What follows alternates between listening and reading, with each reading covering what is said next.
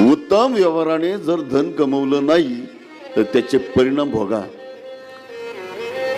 त्या भागवतामध्ये धनाच्या पाठीमागे 15 अनर्थ सांगितले. किती?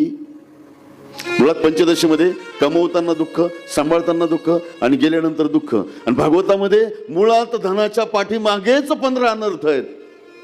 स्थेयम, हिंसा, नृतदंभा. आता बाकीचे शोधून घ्या, पण मराठीत सांगू का तुम्हाला? मराठीत आपण धन कमवण्याकरता घराच्या बाहेर रोज पडतो का नाही? माणूस धन कमवण्याकरता घराच्या बाहेर पडला, धन कमवतो. शास्त्र सांगते तुम्ही धन कमवत नाही, जगतातलं दुःख कमवून आपल्या घरात आणताय. काय करताय तुम्ही? धन नसतं ते, जगतातलं सगळं दुःख जमा करतात आणि कुठं आणता? आपल्या स्वतःच्या घरात. म्हटले मग हे धन कधी ठरतं? धन कधी ठरतं? मग शास्त्र सांगतंय